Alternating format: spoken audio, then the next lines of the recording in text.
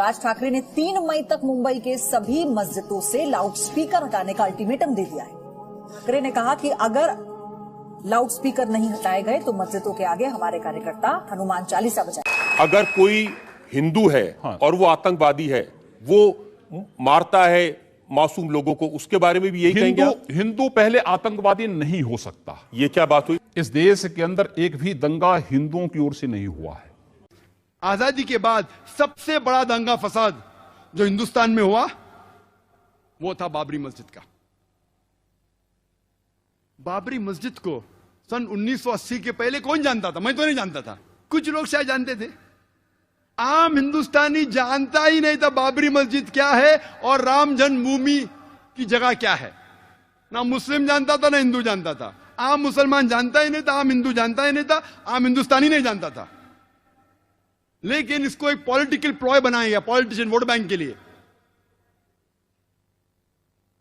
Supreme court ने order pass किया था कि इस डिस्प्यूटेड साइट पे, इस इख्तिलाफी जगह पे कोई नहीं आना चाहिए। उसके बावजूद 6 दिसंबर सन 1992 में, 1992 में 6 दिसंबर में एक बड़ी गैदरिंग हुई उसी डिस्प्यूटेड साइट के ऊपर, बाबरी मस्जिद राम जन्मभूमि इश्यू की जगह पे। ऑर्डर था सुप्रीम कोर्ट का, सबसे हाईएस्ट अथॉरिटी इस मुल्क की, नो गैदरिंग। तो भी गैदरिंग हुई। कौन गैदरिंग किया? Opposite party of politicians, politicians in the opposite party.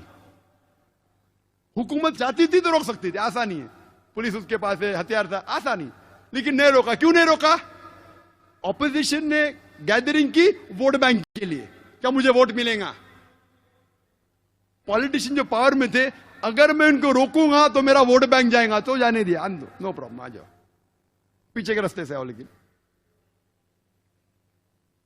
Television पे दिख रहा था सुप्रीम कोर्ट का ऑर्डर, नो गैदरिंग। उसके बाद क्या होता है? हजारों की तादाद में, 10,000 से ज्यादा, हजारों, tens of thousands of people, lakhs of people, लाखों लोग इकट्ठा हुए सब जगह से, त्रिशूल लेके बाबरी मस्जिद को शहीद करते। कोई भी अक्लमंद इंसान क्या त्रिशूल और तलवार से बाबरी मस्जिद नीचे आ सकती है? सैकड़ों साल से इतनी मजबूत इमारत आ सकती है? बोलते स्पॉन्टेनियस रिएक्शन था, प्लानिंग नहीं थी। टेलीविजन पे लाइव दिख रहा है, लाइव दिखा रहे, लाइव टेलीकास्ट, लाइव मैच होता है ना, वैसा लाइव दिखा रहे थे।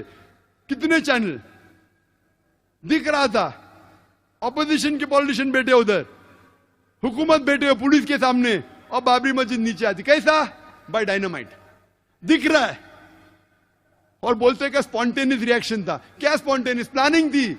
बम के जरिए बाबरी मस्जिद को शहीद किया जाता है। मुझे लगता है कि जॉर्ज बुश ने ये बाबरी मस्जिद डिमोलिशन को देख के उसको आइडिया आया होगा कि 9/11 न्यूयॉर्क ट्विन टावर को बम से गिराओ। –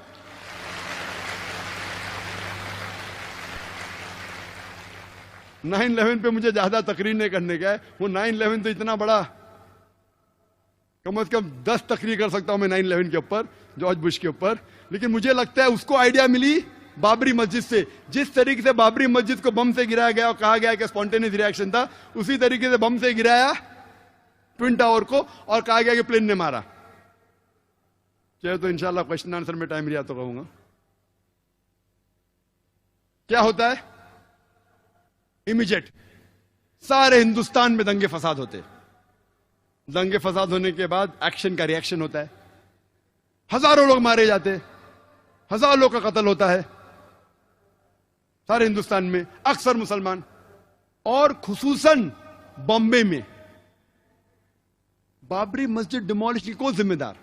कोई भी आम आदमी जिसको थोड़ी भी अकल है वो कहेगा नंबर 1 रिस्पॉन्सिबल, सबसे ज्यादा जिम्मेदार ऑपोजिशन पॉलिटिशियन जिनने गैदरिंग की सुप्रीम कोर्ट के खिलाफ। नंबर 2 जिम्मेदार जो पॉलिटिशियंस पावर में थे, वो रोक सकते थे लेकिन नहीं रोका। क्यों? वोट बैंक जाएगा, उसके वजह दंगे फसाद होते। दंगे फसाद में पुलिस चाहती दंगे फसाद को रोक सकती। आप कोई भी सीनियर पुलिस ऑफिसर से पूछिए, मैं तो बहुत से पुलिस ऑफिसर से बात कर चुका हूं इधर और बाहर भी, कोई भी सीनियर पुलिस ऑफिसर से पूछिए, दंगे फसाद को रोकना तो आसान सी बात है। जैसा शुरू हुआ within a few hours, चंद घंटों में रोका जा सकता है। अगर कम पुलिस फोर्स है तो रिजर्व फोर्स को बुलाओ। टेररिस्ट अटैक्स को रोकना बहुत मुश्किल है। कुछ रोक सकते, सब नहीं। सब रोकना नामुमकिन है, 100%। कुछ को रोक सकते। दंगे फसाद 100% रोकना आसान है, अगर पुलिस फोर्स चाहे तो। लेकिन जो पुलिस चाहती भी रोकना नहीं रोक सकती थी। क्यों? क्योंकि उनको पॉलिटिशियन का दबाव था। पुलिस फोर्स तो फाइनली गवर्नमेंट के अंदर आती ना, होम मिनिस्टर के अंडर। वो पुलिस ऑफिसर चाहता भी था बेगुनाह मुसलमान का कत्ल ना हो, फिर भी कुछ नहीं कर सकता। क्यों? उसके सिर के ऊपर पॉलिटिशियन है। दंगे फसाद होते हैं बंबई में, 1500 मुसलमान का कत्ल होता है। मोर देन 90-95% जिनका कत्ल होता है मुसलमान होते हैं। 1800 से ज्यादा घायल होते हैं बॉम्बे राइट्स में। इवन पार्टीशन के वक्त भी बॉम्बे में इतना बड़ा दंगा फसाद है, और जिस तरीके से ये दंगे फसाद हुए, और पुलिस चाहती रोक सकती थी, नहीं रोकी। हजारों बेगुनाह लोग की कत्ल हुआ। थोड़ा पहले रिएक्शन था दिसंबर में, उसके बाद जनवरी में, एक हफ्ते बाद जो वापिस था, प्लान्ड था पूरा। It was planned, hand in glove. कौन जिम्मेदार है दंगे फसाद का? वही लोग। नंबर 1 ऑपोजिशन पॉलिटिशियन, जो लोग ने बाबरी मस्जिद में गैदरिंग की। नंबर 2 जो पॉलिटिशियन पावर में थे, उनने वो गैदरिंग को अलाउ किया, नहीं रोका वोट बैंक की वजह से। नंबर 3 आम जनता। आम जनता को बहकाया गया कि लूट मार करो। आम जनता, मेरे नजदीक इस हिंदुस्तान में आम हिंदुस्तानी, आम हिंदू, आम मुस्लिम एक दूसरे से मोहब्बत करता है। मेरे नजदीक मेरे कई हिंदू दोस्त हैं। आम हिंदुस्तानी, आम हिंदू, मुसलमान एक दूसरे से मोहब्बत करते हैं।